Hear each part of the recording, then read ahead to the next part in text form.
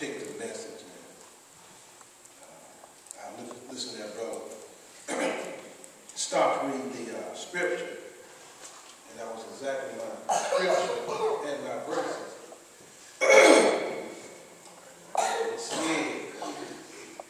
I broke my heart and got the message. But evidently God wanted this one preached. He came out 1 Corinthians 10. And that's what mine is, 1 Corinthians 10, 1 through 13. Exactly identical. All about it. You got to realize how significant that is, because there are 66 books in the Bible, thousands of verses. And out of all of that, he read the same one that I had chosen for this morning. The same chapter, the same verses. So that shows how powerful God is. Hey, that's it. The Holy Spirit was moving somewhere this morning.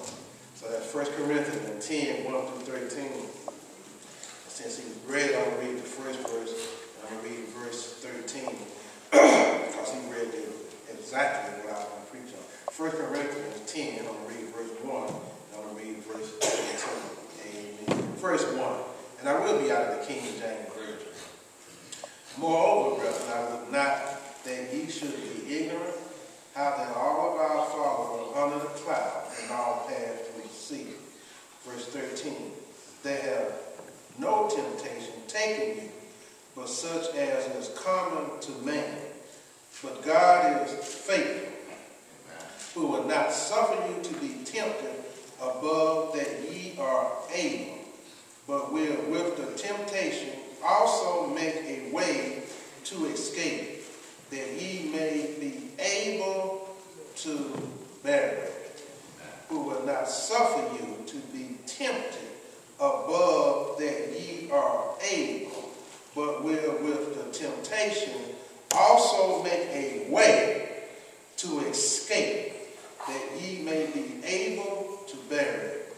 I want to preach on the subject this morning, not short a lot of time, on resting on false security.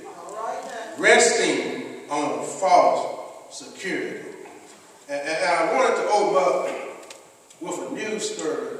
I saw on the news all weekend. I thought it kind of tied in with this. There was a young man in Florida who was laying in his bed, sleeping, comfortable, secure, getting some Z's, as we call it. Not a care in the world, just laying in his bed, comfortable, sleeping, getting some Z's, not thinking about anything because he is sleeping in Florida, in his house, in his bed. No cares, no worry, because he is sleeping. And all of a sudden, the earth opened up and swallowed this man in a sinkhole. He was secure in his bed, in his house, sleeping, getting some Z's, and all of a sudden a big sinkhole opened up and took him. His brother tried to rescue him, but he couldn't. They say the sinkhole was 30 feet deep, but now the sinkhole is 60 feet deep. And it's so that they can't rescue him because they assume he is dead. And you say, Reverend, why are you telling me this? Well, I'm going to give you this for free.